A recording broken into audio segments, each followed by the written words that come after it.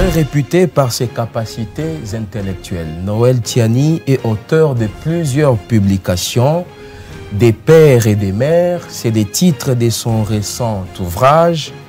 Mais quelle est l'importance de sa proposition de loi après la validation de la candidature de ce que lui appelle des étrangers? Noël Tiani, bonjour. Bonjour, merci de me recevoir chez vous. Alors, avec moi pour vous interroger, Christelle Kassongo de la RTGA. Bonjour José Foutila et je dis bonjour encore au docteur Noël Tiani. C'est un honneur de vous recevoir en ce lieu. Merci beaucoup de me recevoir chez vous et surtout mon nom c'est Noël Tiani Mwadianvita. Très bien. Vous êtes candidat président de la République. Commençons d'abord par cet aspect, numéro 19. Cela signifie que nous sommes en face de celui qui peut occuper le palais de la Nation le 30 décembre, après la publication des résultats. Alors, quelles seront vos premières mesures, une fois élu? D'abord, je voudrais vous dire que je me suis préparé depuis très longtemps pour être président de la République démocratique du Congo.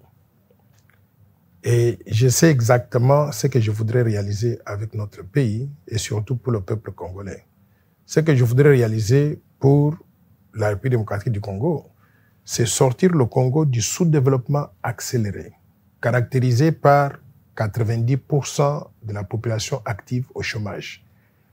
Le manque criant d'infrastructures de base, absence d'eau, d'électricité, par la mauvaise qualité des ressources humaines, à cause de la mauvaise éducation, mais également de l'accès difficile aux soins de santé et à l'éducation de qualité, caractérisé par la mauvaise gouvernance, la corruption, le détournement des fonds publics, la prédation des ressources naturelles, caractérisé par les rébellions meurtrières. Je voudrais qu'on change tout ça pour transformer le Congo en pays émergent, pays développé en l'espace de 15 ans. Et nous pouvons y arriver. Pourquoi? Parce que nous avons tous les atouts. Nous avons les ressources naturelles nombreuses, nous avons une grande population, nous avons un grand pays et nous avons la détermination. Il suffit d'avoir un bon leadership qui puisse rassembler tout le monde pour que cet objectif-là puisse être réalisé. Maintenant, en ce qui concerne donc les mesures, il y en a tout plein dans des différents secteurs. Mais l'une des mesures la plus importante que je voudrais mettre sur la table, aussitôt arrivé à la présidence de la République, je voudrais faire passer au niveau de l'Assemblée nationale la loi Tiani de père, de mère et d'épouse. Pourquoi? Parce que cette loi est extrêmement importante pour protéger la souveraineté nationale, l'intégrité territoriale et réaffirmer l'indépendance de la RDC, indépendance qui a été conquise au prix du sang de Patrice Emery Lumumba et d'autres martyrs de l'indépendance. Ça, ce sera la priorité des priorités. Et après avoir passé cette étape-là, nous allons nous mettre en œuvre, nous mettre au travail maintenant pour mettre en œuvre le plan Marshall de Noël Tiani pour la reconstruction et le développement de la RDC, qui est cette vision de développement grandiose-là pour réaliser les objectifs que je venais d'énumérer tout à l'heure. Alors, vous battez campagne à côté de ceux-là que vous considérez comme étant des étrangers. Qui sont ces étrangers? Mais tout le monde le sait très bien. Pour connaître qui est étranger, il faut demander simplement à tous les candidats de dire donc leurs pères viennent de quel pays. Il y en a qui viennent de l'Italie, de la Grèce, d'Israël, dont les mères viennent de la Zambie, dont les femmes viennent du Burundi et du Rwanda, qui sont des Tutsis, qui nous font la guerre et qui tuent nos gens à l'est de la République. Ça, c'est un étranger pur et simple. Mais il y a aussi des étrangers qui disent qu'ils sont au Congo depuis 40 ans simplement. 40 ans, alors qu'ils ont plus de 55 ans. Ça veut dire que pendant 15 ans, ils étaient quelque part d'autres. Ils n'étaient pas congolais en ce moment-là. Donc, ces candidats-là, tout le monde sait qu'ils ne sont pas congolais de père, de mère et d'épouse. C'est comme aussi Noël Tiani qui a passé plus de 30 ans Attention, il y a une différence. Et il est revenu comme candidat président de la République. La seule différence, c'est que Noël Tiani s'est connu. Il est né en Ngandajika, au centre de la République. Il a étudié à l'école primaire, à l'école secondaire en Ngandajika. Il a obtenu le diplôme d'État zaïrois, comme tout autre enfant congolais. Et quand il vient pour partir à l'étranger, c'est le gouvernement du Zaïre qui lui donne la bourse d'études, qui lui paye le billet d'avion et qui l'envoie à l'extérieur en lui disant « Vas-y étudier, quand tu termines, tu reviendras ici pour pouvoir contribuer au renforcement des capacités donc, de notre pays. » Donc Noël Tiani a une histoire liée à celle de la République démocratique du Congo, à celle de la République du Zaïre. Ce n'est pas un étranger, c'est un Congolais originaire de la Lomami, originaire d'Ngandajika. Et on peut aller là-bas vérifier mon arbre généalogique On trouvera du côté de mon père jusqu'à 10 générations, du côté de ma mère jusqu'à 10 générations. Et on va vérifier aussi du côté de mon épouse jusqu'à 10 générations. Donc tout le monde dans ma famille est congolais de père, de mère. Alors, avant de passer la parole à ma consoeur, la dernière question liée à la politique, elle va aussi rester et je voudrais d'ailleurs, politique. Avant que vous puissiez passer à cela, je voudrais vous dire que je ne parle pas en l'air. J'ai écrit un livre intitulé « De père, de mère, quel avenir pour la République démocratique du Congo ». Ce livre-là, il donne en quelque sorte l'explication de pourquoi il faut la proposition de loi Tchiani de père et de mère et pourquoi ça devrait être une priorité pour tout le peuple congolais. Donc, tous ceux qui veulent avoir ce livre-là peuvent le trouver à la librairie des Grands Lacs qui est située sur le boulevard du 30 juin au 51A. Boulevard du 30 juin, librairie des Grands Lacs, et ça coûte à peine $30. Donc, chacun peut s'en procurer. Très bien. Alors, vous êtes, je dirais, géniteur de la loi des pères et des mères. Actuellement, la loi des pères et des mères et d'épouses. Mais on sait que la loi n'est pas rétroactive. Pendant ces temps, la Cour a déjà validé la candidature de certains étrangers, selon vous. Mais à ce niveau-là, on peut dire que la Cour a pris les risques de pouvoir donner l'opportunité à des étrangers d'occuper la présidence de la République. Vous savez, comment faire pour que cette loi rattrape ces étrangers-là? Je vais vous dire comment on va rattraper ça. La Cour a commis une erreur monumentale de créer un précédent avec un type qui est connu pour être un étranger, un mafieux qui n'est pas un illettré, qui n'a pas le niveau pour pouvoir prétendre même à la magistrature suprême à la République démocratique du Congo. Les pays étrangers se moquent de nous. Quand on entend qu'un primérien qui n'a même pas terminé l'école secondaire et surtout qui a pillé les ressources naturelles de la RDC, vous parlez qui de a Moïse mis en Katumbi. faillite, vous connaissez, tout le monde le sait, donc ce n'est pas un secret. Il faut regarder les vidéos de M. Mouyambo, les vidéos de M. Ngoyi Mulunda qui parlent de comment il a pillé la Gécamine, il a mis la Gécamine à genoux, donc tout le monde le sait. Alors, un mafieux de ce genre-là lui permettre de se présenter à la présidence de la République, je pense que c'est se moquer du peuple congolais. La Cour constitutionnelle doit assumer cette responsabilité-là. Maintenant, comment nous allons rattraper l'erreur commise par la Cour constitutionnelle? C'est pour ça que je souhaiterais être élu président de la République. Si je suis élu président de la République ou élu aussi député national pour la Lukunga, je suis numéro 489 député national pour la Lukunga. Je présenterai en priorité à l'Assemblée nationale la loi Tchiani de père, de mère et d'épouse pour qu'elle soit votée et qu'elle devienne la loi de la terre. Désormais, les règles du jeu seront plus claires et personne donc des mafieux là qui viennent d'Italie, qui viennent de l'Israël et qui a des femmes étrangères ne pourra encore prétendre et si se c'est Katumbi à la tête du pays et que vous êtes député? Je peux vous dire, ma main a coupé. Dans ce pays de Lumumba là, il ne sera jamais élu. Et retenez ce que je vous dis là, il ne sera jamais président de la République démocratique du Congo. Il perd son temps. Et d'ailleurs, il y a un homme politique congolais, je ne sais même pas qui il était député ou il était ministre à un moment, un certain Kokonyangi. Oui. Il avait dit ceci. Il voit beaucoup de gens courir derrière ce mec-là, ce mafieux-là, et il leur donne beaucoup d'argent, il dépense beaucoup d'argent. Il a dit aux Congolais, allez s'il vous plaît, c'est l'argent qui nous appartient, qu'il a volé, qu'il dépense cet argent-là, comme ça, jusqu'à ce qu'il soit en faillite. Et je vais vous dire une chose, partout où il passe, tous les gens que vous voyez le suivent. Ce n'est pas parce qu'il est populaire, c'est parce qu'ils veulent tirer quelque chose de la richesse qu'il a volée de la RDC. Laissez-le donc distribuer cette richesse-là au peuple congolais. Mais il ne sera pas élu le 20 décembre. J'en profite pour lancer un message solennel. Je demande aux Congolais, tous les Congolais confondus, le 20 décembre, d'appliquer la loi Tchiani de père et de mère. La loi sera appliquée déjà, elle est déjà d'application. D'appliquer la loi Tchiani de père et de mère. Lorsque vous entrez dans les urnes, ne votez pas pour un étranger, ne votez pas pour les marionnettes des étrangers. Votez pour un président de la République qui est de père, de mère et d'épouse congolais d'origine. Avant d'entamer totalement le volet sécuritaire, je vais poser une question en rapport avec votre campagne. Comment l'évaluez-vous déjà à quelques jours du scrutin? Je pense que ma campagne, elle a été menée depuis un certain temps, sans que beaucoup de gens s'en rendent compte. Elle a été financée exclusivement par les ennemis de la République, qui ont cherché, depuis qu'on a sorti la loi Tchiani de père et de mère, ils ont dépensé beaucoup d'argent pour essayer de nous abattre. Ils ont acheté des journalistes corrompus, là, que nous avons, certains journalistes à Kinshasa, pour taper sur nous et consorts. En le faisant, ils nous ont rendus très célèbres.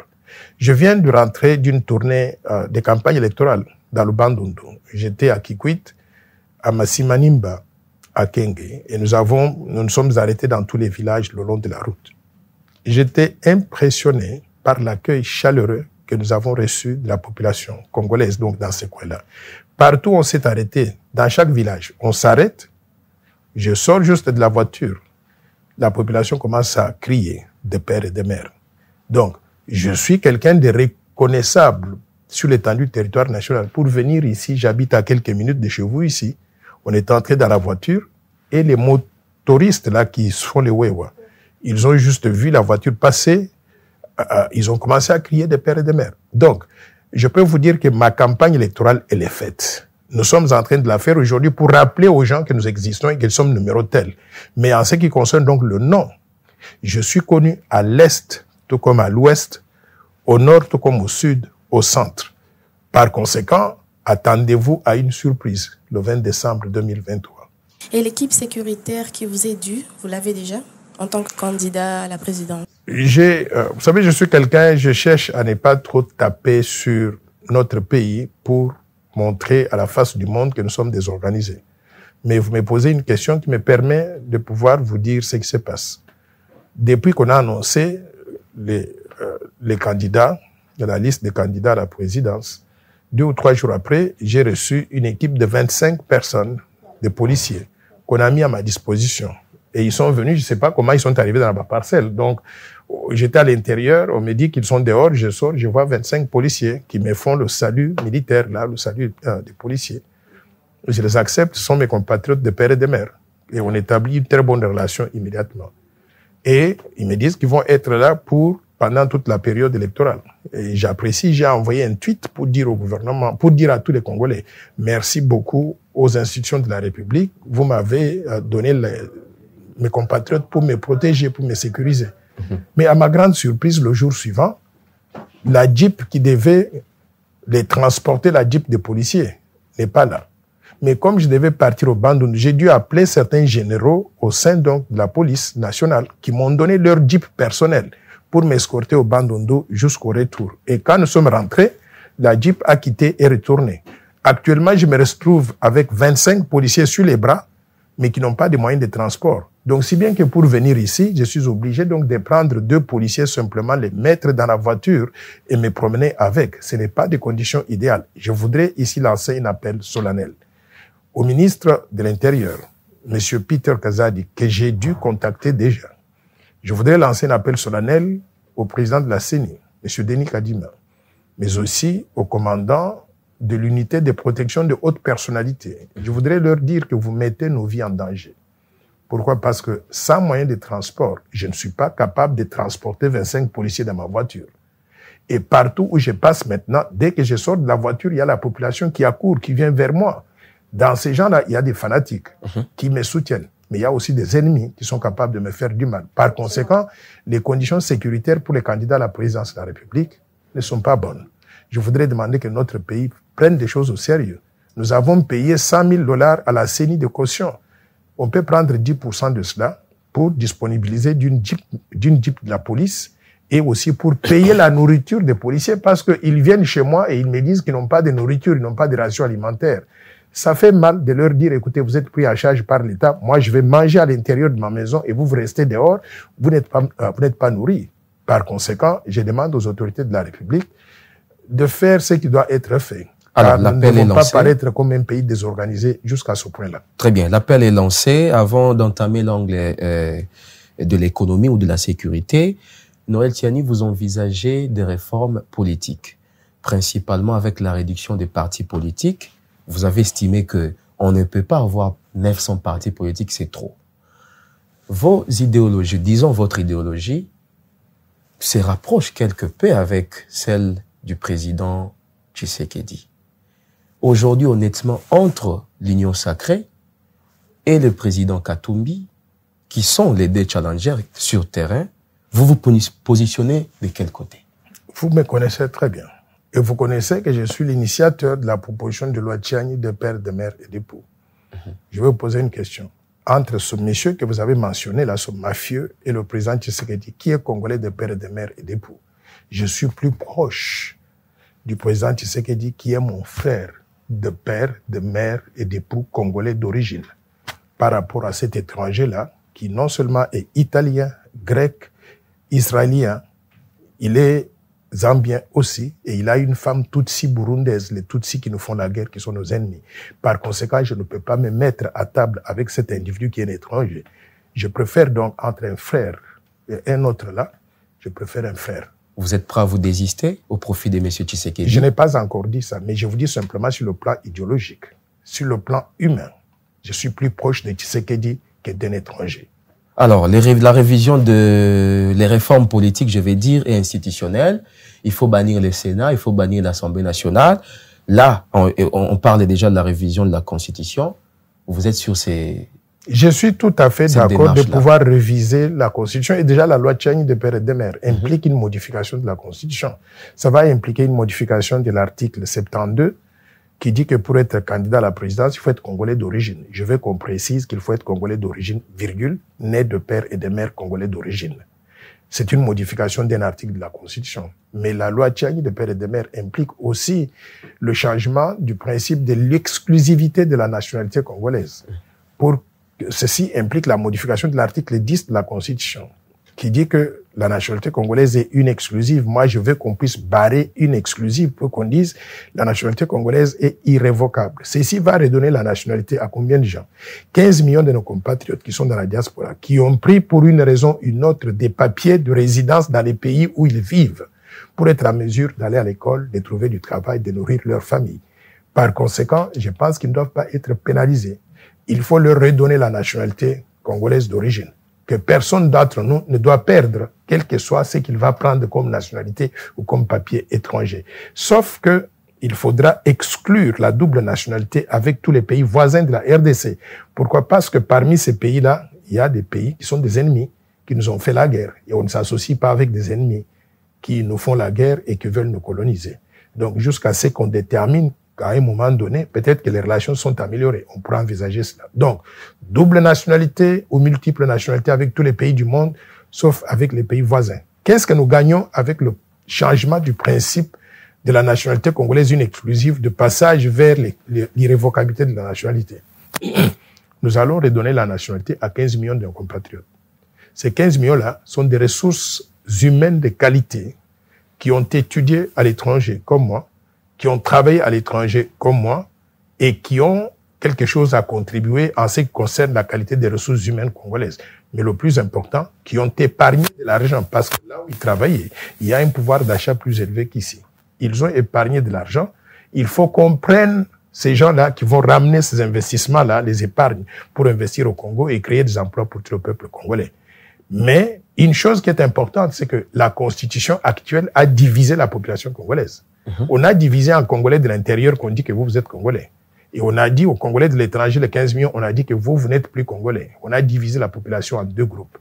La loi Tchani de Père et de Mère réunifie une population divisée en redonnant la nationalité à tous ceux qui sont dans la diaspora. On prend les 15 millions, on va ajouter aux 107 millions de Congolais de l'intérieur, on obtient une population de 122 millions d'habitants. On devient un grand pays avec une grande population prête à travailler pour son développement. Très bien. Ok, volet sécuritaire à présent. Vous envisagez attaquer le Rwanda et installer les FARDC pour imposer un président prêt à coopérer pacifiquement avec la République démocratique du Congo. Mais comment convaincre la communauté internationale qui aujourd'hui se comporte en marraine de Paul Kagame? À un moment donné, un pays doit s'assumer. Il y a des choses qu'on doit faire. Quand vous faites certaines choses dans votre maison, vous ne venez pas me demander la permission tous les matins.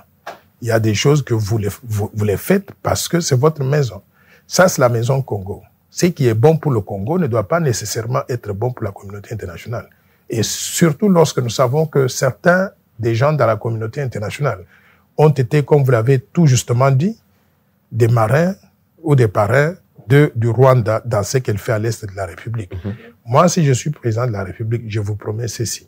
Je vais m'assurer que les FARDC, la PNC et les services de sécurité sont bien à jour en ce qui concerne des programmes de formation, des équipements, les techniques de guerre, tout ce qu'il faut. Je vais m'assurer que ces institutions-là sont à jour.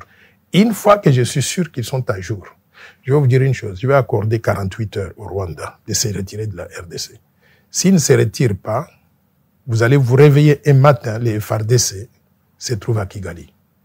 En étant à Kigali, ils ne vont plus sortir de là, jusqu'à ce qu'on installe à Kigali un régime qui soit favorable à la RDC, qui puisse être à mesure de travailler avec la RDC.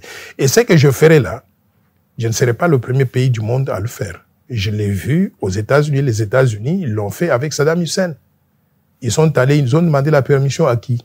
Ils sont allés, ils ont pris Saddam Hussein, on l'a arrêté, on l'a pendu. Je l'ai vu, ils ont fait cela, la communauté internationale, avec Muammar Kadhafi, en Libye. Ils l'ont fait avec Manuel Noriega, au Panama. Manuel Noriega menaçait les intérêts américains. On est allé le capturer, le ramener aux États-Unis, le garder en prison à Miami. Et en ce qui nous concerne ici, imaginez simplement que nous avons connu 12 millions de morts. La communauté internationale était là et n'a rien fait pour arrêter cela, ces aventures du Rwanda. Il est temps aujourd'hui, et je peux dire que le président Félix Tshisekedi a passé beaucoup de temps depuis son avènement au pouvoir à faire ce qu'ils appellent la diplomatie agissante, aller d'un pays à l'autre pour les amener à faire pression sur le Rwanda pour qu'ils puissent se retirer donc de la RDC. Et on a vu que cette diplomatie-là a échoué. À un moment donné, il faut s'assumer. Et maintenant, que compte faire Noël Tiani? Que compte faire Noël Tiani? Je disais tout à l'heure, je vais m'assurer que les capacités militaires de la RDC sont au top. Que nous avons l'armée, la police, les services de sécurité bien en place. Si ce n'est pas le cas, ça prendra le temps que ça doit prendre pour ramener notre armée, les services de sécurité et notre police au niveau acceptable. En moins de 2 ans, moi, je pense que ce sera une chose faite. Alors, une fois que nous avons ça, je vais simplement donc dire au Rwanda, 48 heures, retirez-vous de la RDC. S'ils ne se retirent pas de la RDC, je vais donner l'ordre pour que les FARDC se déploient au Rwanda, sur toute l'étendue du territoire national, sauf qui peut. L'objectif sera de destituer le président rwandais, Paul Kagame, le chasser du pouvoir, installer donc au Rwanda un pouvoir qui sera amical et qui peut travailler avec la République démocratique du Congo. Ce n'est que de cette façon-là que nous pourrons acheter la paix, au prix du sang bien sûr, mais nous avons déjà versé le sang de 12 millions de Congolais. On ne va pas continuer donc cette aventure-là pour toujours. Donc voilà la manière dont je pense pouvoir procéder pour ramener la paix là-bas. Vos réformes d'équiper et d'humaniser les forces de défense et de sécurité sont aussi celles envisagées par Félix-Antoine Tshisekedi. Qu'est-ce qui lui a manqué? Bon, ça, moi, je ne saurais pas dire ce qui lui a manqué parce que je ne connais pas ce qu'il a dû envisager. Mais si ce qu'il a fait est conforme avec ce que je propose dans le cadre du plan Marshall, tant mieux. C'est peut-être parce que nous sommes tous Congolais de père et de mère et d'épouse que nous voyons les choses de la même façon. Donc, cette façon de voir les choses-là, vous n'allez pas les trouver chez les candidats à la présidence de la République qui sont des étrangers ou des marionnettes des étrangers. Pourquoi? Parce que ces gens-là, vous les trouvez dans des réunions avec Paul Kagame assis comme si rien n'était. Ils ont des femmes rwandaises qu'ils cachent. Ils ne veulent pas que la population congolaise puisse se rendre compte que leurs femmes sont des Tutsis rwandais qui nous font la guerre et qui nous tuent aux frontières. Et ce sont des gens dont la nationalité n'est pas très claire. Et comment ils sont devenus d'ailleurs congolais. Par conséquent, je continue à répéter, s'il faut choisir entre ces étrangers-là, qui se disent de l'opposition, et Félix Tshisekedi, qui est au pouvoir. Moi, je ne suis pas au pouvoir, donc je suis dans l'opposition par rapport au pouvoir de Félix Tshisekedi. Mais dans l'opposition, il y a des gens... J'arrive. Non, mais je suis un opposant intelligent. Un opposant sur des questions. L'opposition ne veut pas dire que vous êtes mon ennemi. L'opposition veut dire que nous avons des points de vue différents sur la gouvernance du pays. Mais quand je regarde dans l'opposition, est-ce qu'il faut se dire de l'opposition pour être considéré comme étant un saint? Est-ce qu'il faut être du pouvoir pour qu'on puisse être considéré comme étant un démon? Moi, je dis non. Pourquoi? Parce que dans l'opposition, qu'est-ce qu'on n'a pas vu? On y trouve des criminels, des gens qui ont été dans les rébellions meurtrières, qui ont tué, qui sont des candidats à la présidence actuellement. On y trouve des détourneurs de fonds publics, des gens qui fuient la justice. On vous dit que vous avez détourné de l'argent dans le cadre de Bukangalonzo et vous dites que vous êtes candidat à la présidence, vous allez partout, vous dites que vous êtes malade, vous ne pouvez pas présenter au tribunal jusqu'au moment où on vous laisse passer comme candidat. Et c'est sur cette question-là que je pense que les autorités politiques ont été très intelligentes. Qu'on le laisse faire le tour de la République. Mais au mois de mars, il est convoqué à la Cour constitutionnelle. On va le juger, le foutre en prison et terminer avec lui. Mais il y a d'autres aussi. Est-ce qu'il faut considérer que quelqu'un est sain parce qu'il est dans l'opposition, alors que c'est connu que c'est lui qui a mis la Gécamine en faillite, la SNCC en faillite, qui a amené la Gécamine au tribunal en Zambie pour pouvoir se faire payer des dettes fictives.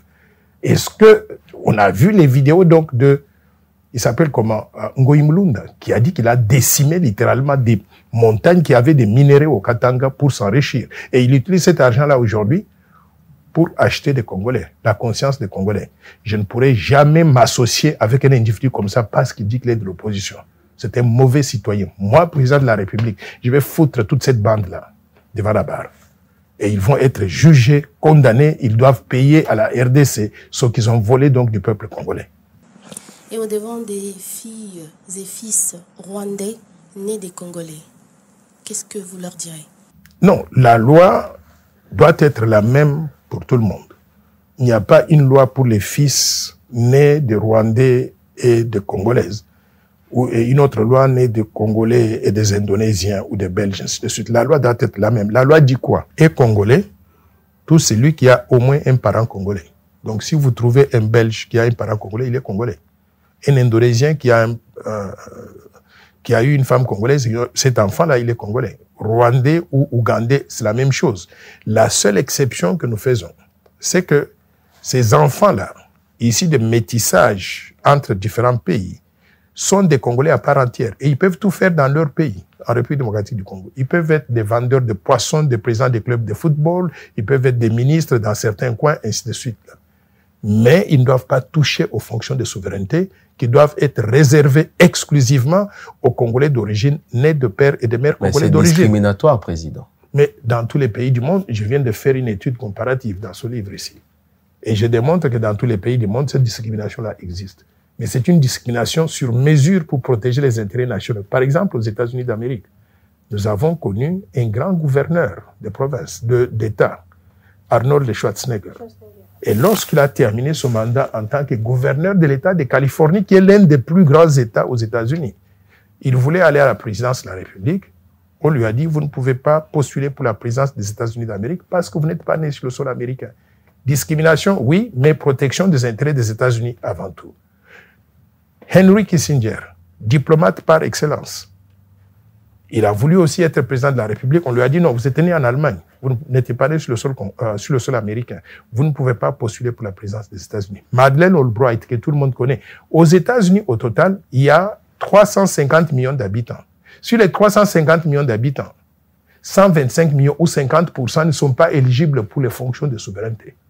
Par conséquent, la discrimination existe, mais elle est bonne pour le pays, pour protéger le pays contre des immixtions extérieures, des infiltrations extérieures qui peuvent mettre en péril la souveraineté nationale et l'intégrité territoriale du pays. Par conséquent, je suis très fier de proposer cette loi ici. Allez sonder dans l'opinion publique. Vous allez trouver que les Congolais ont compris. Ils ne sont plus naïfs. Ils soutiennent la loi Tchani de père et de mère et d'épouse. Ils veulent que cette loi devienne la loi de la terre. Donc, quand je suis président de la République ou député national pour la Lukunga, je ferai passer cette loi en priorité. Même les foules que soulève Katumbi lors de sa campagne électorale. Mais ça ne veut rien dire. Sont pour la loi des pères et des mères. Vous avez suivi ce que Kokonyangui a dit. Kokonyangui a dit, les gens qui accourent derrière ce mafieux-là, allez-y. C'est parce qu'il a volé l'argent de votre pays. Il vous distribue. Les foules-là ne viennent pas gratuitement parce qu'il est populaire. On paye les gens pour transporter les gens, les amener. Et dans un pays où il y a beaucoup de pauvreté, quand vous payez, les gens viennent. Ils viennent, on les rémunère pour cela. Mais ils font du show. Quand ce type-là part de la ville et que Noël Tchani arrive, les mêmes foules-là arrivent. Mais ils viennent maintenant gratuitement. Pourquoi? Parce que moi, je ne leur donne pas de l'argent. Ils viennent parce qu'ils croient dans l'idéologie des pères, des mères et d'épouses. Voilà, vous avez si bien dit l'idéologie du père et du mère. Je crois qu'on va entamer l'aspect économique. Haut fonctionnaire international à la Banque mondiale de Washington, directeur résident de la Banque mondiale en Afrique. Vous avez vraiment, je dirais, un bagage considérant dans ce domaine. Alors, comment le pays... Vous avez oublié que j'ai été, en plus d'avoir été à la Banque mondiale, mais avant d'arriver à la Banque mondiale, j'ai été banquier commercial et banquier d'investissement à New York, dans le plus grand centre financier du monde. Et j'ai travaillé pour la plus grande banque commerciale d'investissement à New York, qui est la JP Morgan Chase. Voilà. Comment le pays peut-il profiter de vos 35 années d'expérience professionnelle pour booster son développement si vous êtes élu président de la République? Au fait, j'ai 40 ans d'expérience professionnelle solide dans les banques commerciales d'investissement à New York, mais aussi à la Banque mondiale à Washington. Et j'ai souvent oublié de mentionner qu'avant d'arriver donc dans ces banques-là, j'ai été stagiaire à la Banque nationale de Paris en France, à Grenoble. Donc, je suis un banquier professionnel, banquier commercial, banquier d'investissement et banquier de développement. Maintenant, comment le pays peut profiter de cette expérience-là? Je me suis attelé à rédiger ce qu'on appelle une vision de développement pour mon pays, utilisant les connaissances que j'ai accumulées à travers les études, à travers l'expérience professionnelle, à travers les voyages dans 125 pays différents. J'ai rédigé le plan Marshall de Noël Tchad pour la reconstruction et le développement de la RDC, qui se présente de la façon suivante.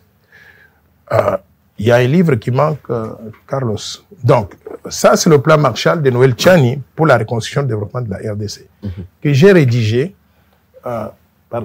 Donc, ces deux livres-là, c'est le plan Marshall de Noël Tchani pour la reconstruction et le développement de la RDC. J'ai rédigé cette vision de développement d'une main experte.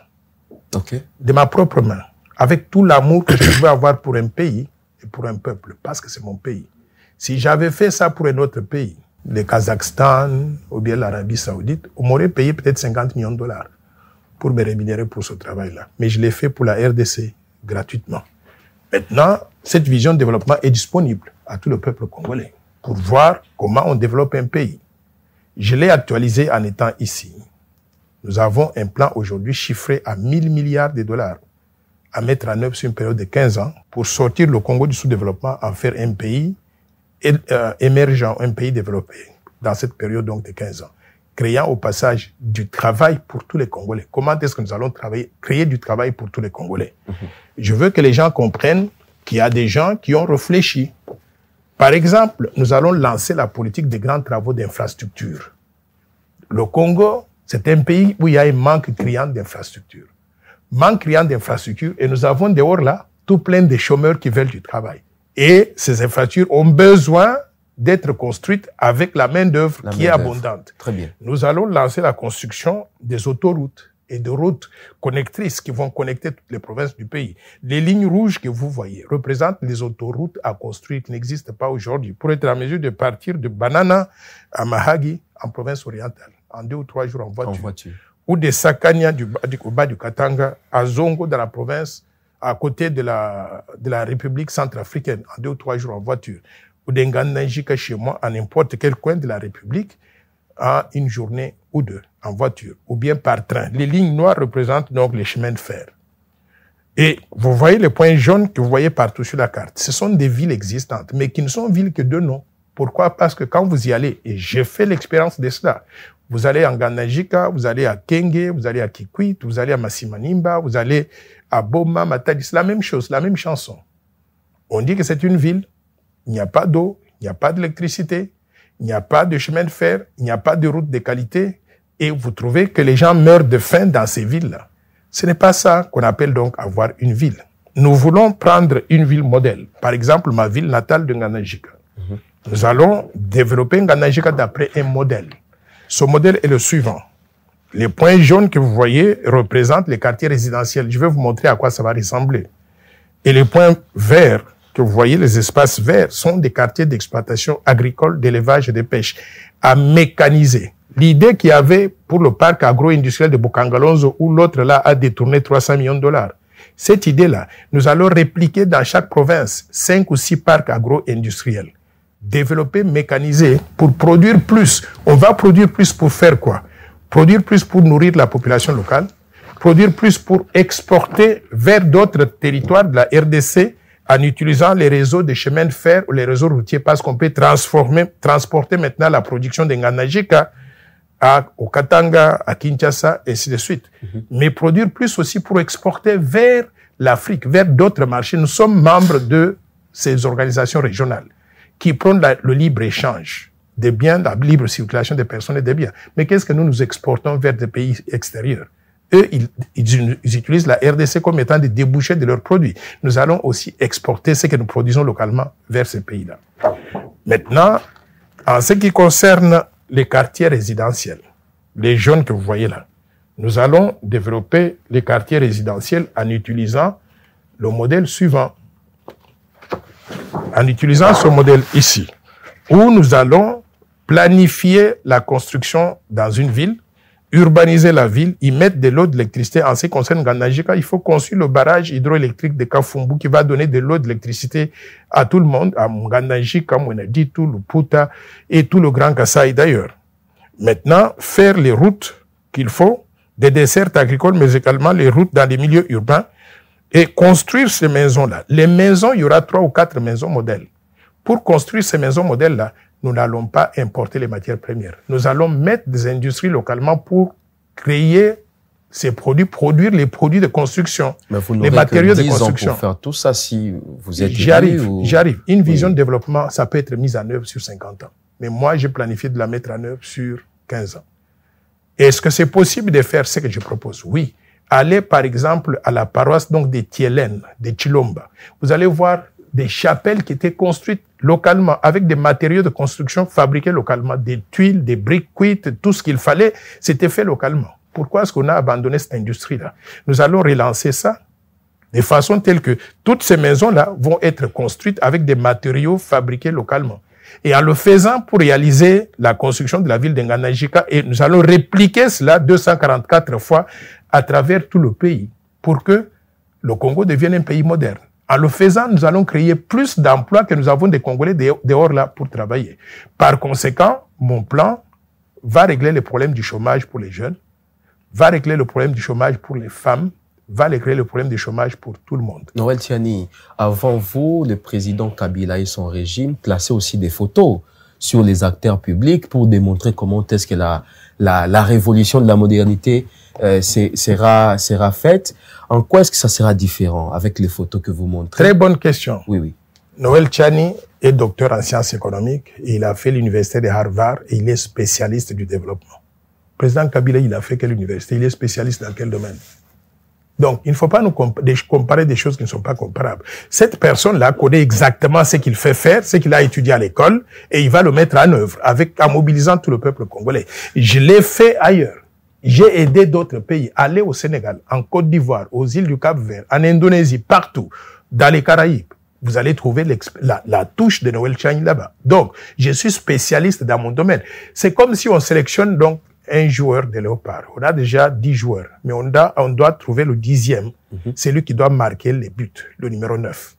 Et vous avez sur le terrain, parmi les gens, vous devez choisir parmi ces gens-là. Vous avez Félix Antoine Tshisekedi, Joseph Kabila, Martin Fayulu, Noël Tiani et Trésor Mputu. Vous sélectionnez qui pour qu'il soit le numéro 9 de l'équipe de Léopard si vous voulez gagner le match? Vous sélectionnez qui? Vous allez sélectionner Trésor Mputu parce que c'est ça qu'il sait faire. C'est ça qu'il fait pour vivre.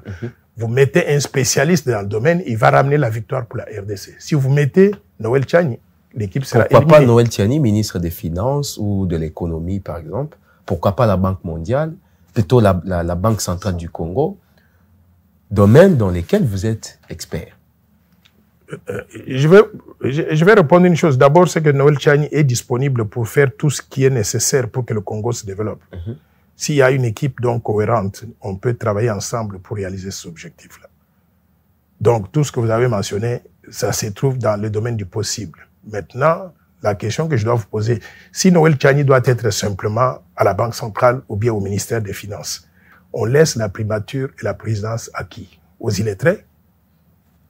Si vous ne voulez pas que le pays marche, mettez les illettrés là-bas et gardez Noël Tiani en bas. Mais si vous voulez que le pays marche, montez Noël Tiani au sommet parce qu'il saura utiliser les ressources humaines en plaçant chaque personne là où elle doit être pour que le pays puisse même fonctionner de façon harmonieuse. Très bien. Le président en place, le gouvernement en place, on va dire comme ça, se vante tout de même de la croissance économique. Mais y a-t-il réellement un impact sur le quotidien du Congolais? Si oui... J'ai toujours déploré la vision très courte des gouvernants. Et ce n'est pas seulement hier que j'ai commencé à déplorer ça. C'est la raison pour laquelle j'ai fait le plan Marshall. Si vous regardez le chapitre 1 du plan Marshall, c'est tout est affaire à refaire, à qui la faute. Justement, je dénonce donc ces programmes d'ajustement structurel qui ont été mis en œuvre avec la collaboration de la Banque mondiale, du Fonds monétaire, et où on vient ici et on dit tout le temps, à la fin de chaque revue du programme, le Fonds monétaire donc dit, vous savez quoi, on vous donne le satisfaitis. Vous avez bien travaillé et nous applaudissons. Mais année après année, on réalise que ça ne change pas la vie du simple citoyen dehors là. C'est pour ça que je voudrais une vision de développement qui est, j'appelle, dont s'approprie la population congolaise. C'est une vision de développement qui est écrite d'une main experte par un Congolais ou un groupe de Congolais. Nous avons écrit ça, pas pour que quelqu'un vienne nous dire, oui, vous avez fait un bon travail. Nous avons écrit ça parce que nous voulons que chaque jour, nous voyons la différence, qui est autant de Congolais qui trouvent du travail, qui sortent de la pauvreté et qui sortent de la misère et qui commencent à bien vivre. De cette façon-là, quand on a une croissance économique, nous allons dire qu'elle a bénéficié à tout le peuple congolais, sans exception. Il y a quelque chose d'important que je voudrais introduire dans le raisonnement congolais, à travers le plan Marshall. Vous avez vu la politique des grands travaux. Je voudrais introduire au Congo ce qu'on appelle le système de salaire minimum garanti. $1000 par mois, applicable dans le secteur public et privé. Toute personne qui travaille en RDC, dans le privé ou le secteur public, qu'il soit policier, militaire, qu'il soit enseignant, médecin, infirmier ou n'importe qui, ou pousse-pousseur ou vendeur dans les magasins, le minimum du salaire applicable sera de $1000. Et nous allons élever l'inspection générale du travail à ce gendarme-là qui va taper sur les têtes de tous ceux qui ne respectent pas la réglementation. Même chose que fait aujourd'hui l'inspection générale des finances. Nous allons avoir l'inspection générale du travail. Qui existe déjà. Qui existe, mais qui est somnolente. Et on va envoyer ces inspecteurs-là chez tous les employeurs. On va m'établir un numéro de téléphone pour que si vous ne pouvez pas avoir l'information en allant dans l'entreprise, que les employeurs puissent appeler ce numéro pour dénoncer leur employeur, qui abuse donc de nos compatriotes. Et de cette façon-là, le salaire minimum garanti va être appliqué progressivement jusqu'à atteindre le niveau de $1000 par an. Cela permettra aux gens de payer le loyer des appartements où ils vivent, par exemple, de $350, d'acheter la nourriture pour $350 pour lui et sa femme et les enfants, d'y ajouter les transports, $100 par mois, d'y ajouter les soins médicaux et d'autres soins, $100, et de dégager des épargnes par mois, même des $100. Comme ça, les gens peuvent vivre dignement et peuvent garder un peu d'argent qu'ils peuvent acheter et qu'ils peuvent utiliser pour acheter une maison ou acheter donc une voiture. C'est comme ça que les sociétés en Occident vivent, se sont développées. Les gens là-bas en Occident n'ont pas des millions d'argent, mais on a mis en place des mécanismes qui permettent à tout le monde d'avoir accès aux facilités donc de vie. Je voudrais en profiter pour vous donner une autre réforme, si je suis président de la République, que je vais faire. C'est une réforme tout azimut. Je vais travailler d'arrache-pied pour donner aux Congolais un système financier qui leur donne des réponses à leurs besoins. Pas un système financier qui travaille pour les étrangers. Ce que nous avons aujourd'hui, nous avons 15 banques commerciales en RDC. Toutes ces banques-là sont des banques étrangères. Ce qu'elles font, c'est qu'elles prennent les dépôts des Congolais. Mais quand il s'agit donc de prêter l'argent à ceux qui en ont besoin, chaque banque prête aux ressortissants de son pays qui sont en RDC. Donc, on utilise l'argent des Congolais pour financer les étrangers dans leurs affaires en RDC. Ce n'est pas acceptable. Je voudrais changer la donne. Si je suis président de la République, un certain nombre de réformes vont avoir lieu qui vont bouleverser la façon dont l'économie congolaise fonctionne. Première réforme, je voudrais que nous puissions mettre en place 4 à 5 banques nationales, banques mixtes, c'est-à-dire où il y a l'État, où il y a des institutions congolaises, mais où il y a des banquiers professionnels congolais. Dans le temps, du temps de Mobutu, on a connu donc des banques comme ça, ici, Banque du Peuple, qui était 100% capital congolais, ou zaïrois. Il y avait la BCZ qui avait un pourcentage du capital congolais, mais également des étrangers. Il y avait l'Union zaïroise des banques et consorts. Nous allons réinstituer le système des banques mixtes où il y a des Congolais, où il y a aussi des étrangers s'il le faut. 2, nous allons reconfigurer la Banque centrale du Congo, restructurer la Banque centrale. Cette banque-là, elle est devenue aujourd'hui un bâtiment on ne sent pas la présence donc d'une autorité monétaire qui est suivie par la population. Nous allons restructurer la Banque centrale comment? D'abord, nous allons diviser l'espace financier congolais en 6 districts financiers. Chaque district financier couvrant un certain nombre de provinces. Dans cette province-là, il y aura une direction régionale de la Banque centrale là-bas pour être proche de la population, superviser le système financier, mais s'assurer que le système financier donne des besoins réels, donne des financements réels aux clients dans ce district-là. Donc, reconfigurer la Banque centrale du Congo. Récapitaliser la Banque centrale. Aujourd'hui, la Banque centrale du Congo a un capital, écoutez-moi, de 60 francs congolais. 60 francs congolais, c'est rien. Vous avez dit 60 francs congolais. J'ai dit bien 60 francs congolais. Donc, c'est une banque qui, en réalité, est sous-capitalisée. N'a même pas de capital. C'est comme ça qu'il faut l'appeler. C'est une banque qui, si elle était dans le secteur privé, on l'aurait fermée, on l'aurait déclarée déjà en faillite depuis longtemps. Mais il y a un trompe-l'œil à travers la Banque centrale. La banque qui n'a pas de capital, elle dit qu'elle a des réserves internationales de 4,5 milliards de dollars. Elle trompe les gens. Ces réserves-là, si on les avait, on avait à les mettre dans le capital. La banque n'a plus donc de réserves internationales. Donc, nous devons être sincères avec nous-mêmes. Pour qu'une banque soit crédible, qu'elle fasse des actions dans le domaine de la politique monétaire et d'échange, qui ont un impact sur le vécu quotidien donc des Congolais. Il faut qu'elle soit suffisamment capitalisée et il faut qu'elle ait des réserves d'échange. Dans ce cas ici, il n'a ni réserve d'échange, ni capital qu'il faut pour cela. Très bien. Par conséquent, nous devons récomposer. Non, je n'ai pas terminé. Okay. Nous devons créer ce qu'on appelle la bourse des valeurs mobilières pour permettre aux gens qui veulent acheter des actions dans les entreprises de passer par ce mécanisme-là pour investir. Nous devons mettre en place une banque pour le financement du développement.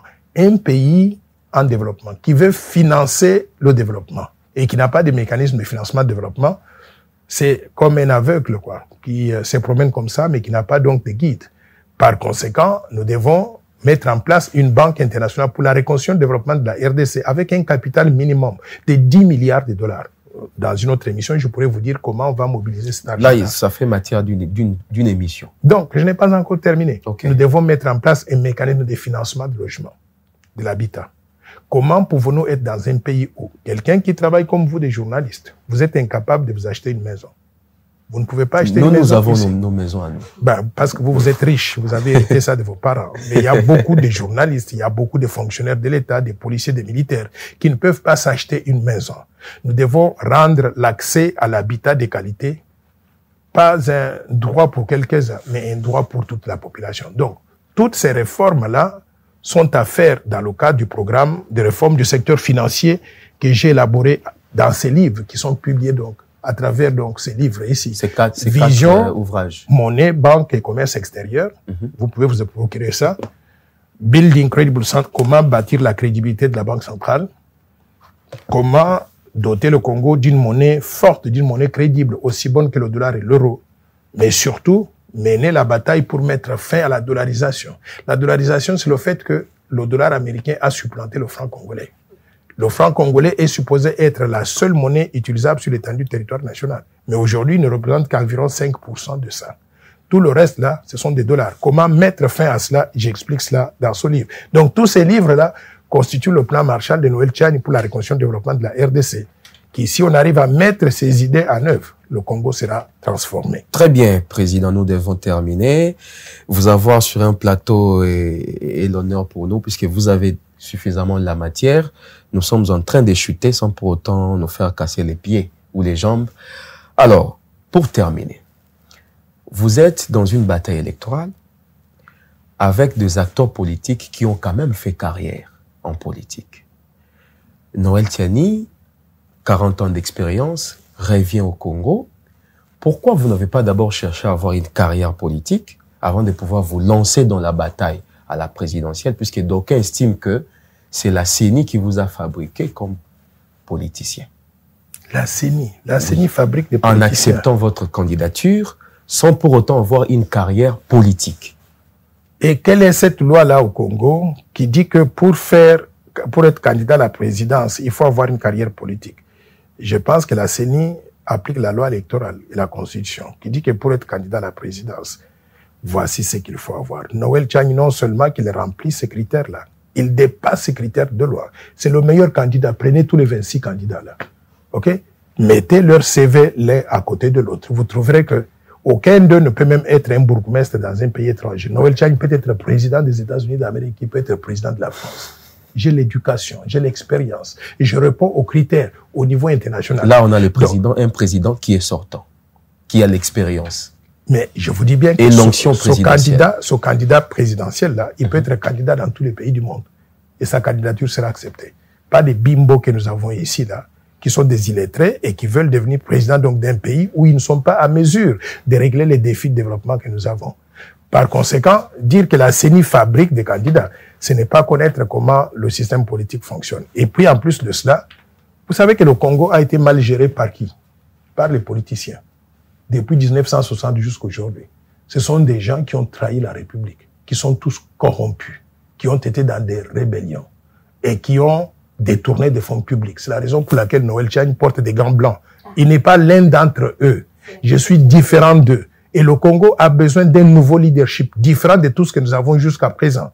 Si vous trouvez que je suis différent d'eux, Dieu merci, c'est ça que je voulais. Je voulais être reconnu comme étant différent. Peut-être puisque vous n'avez pas encore été chef d'une institution de notre pays. Vous oubliez que j'étais directeur résident à la Banque mondiale. Et j'ai géré des milliards. Des milliards, pas des petites centimes qu'on gère au Congo là, mais des milliards. Et partout où je suis passé là, je n'ai jamais détourné un centime. Et je vais vous dire comment la Banque mondiale fonctionne.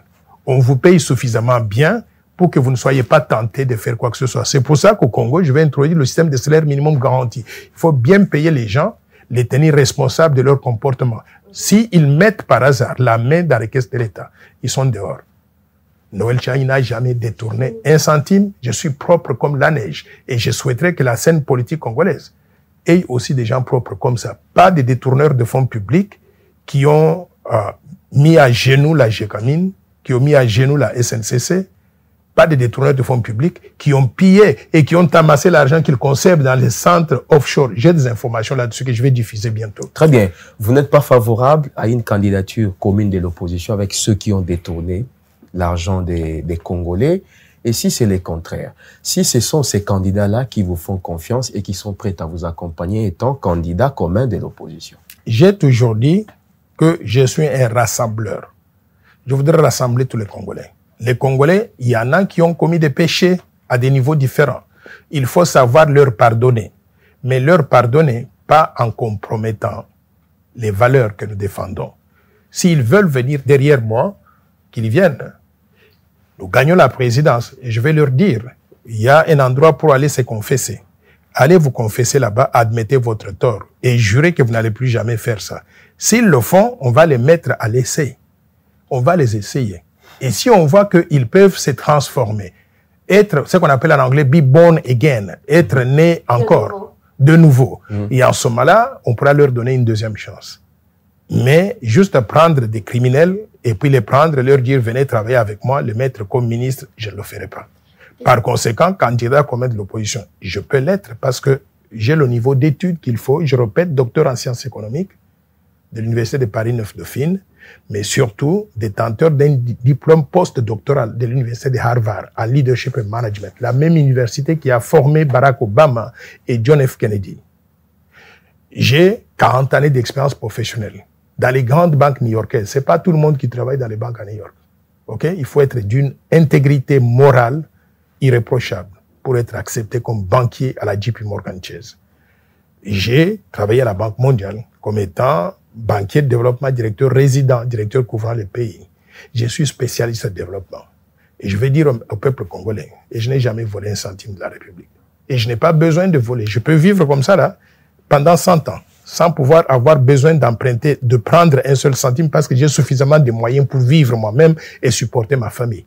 Par conséquent, je viens ici pour me sacrifier pour le peuple congolais, pour que le Congo puisse avoir une deuxième chance de pouvoir recommencer à zéro. Par conséquent, peuple congolais, essayez-moi et vous allez voir que c'est différent par rapport à tout ce que nous avons connu jusqu'à présent. Essayez-moi, je crois que c'est sur ces mots qu'on va clôturer. Tout à fait. Josué. C'est le mois de décembre.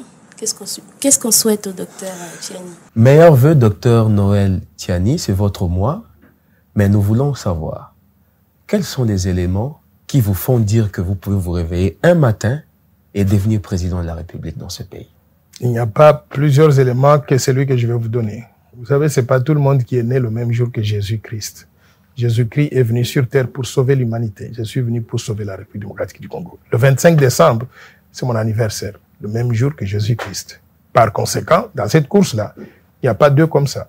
Il n'y a que Jésus-Christ au-dessus de tout et moi ici. Par conséquent, essayez-moi le 20 décembre prochain, votez pour le candidat numéro 19 à la présidence de la République et aussi pour le candidat numéro 489 à la députation nationale pour la Congrès. Vous ne serez pas déçus. Très bien. Madame, Messieurs, c'était un plaisir de passer ce moment électoral, ces moments patriotiques avec vous. Merci beaucoup. Merci au docteur Tchiani. Merci beaucoup, docteur, d'avoir répondu à toutes nos questions. Nous vous fixons rendez-vous très prochainement avec le même plaisir. Merci.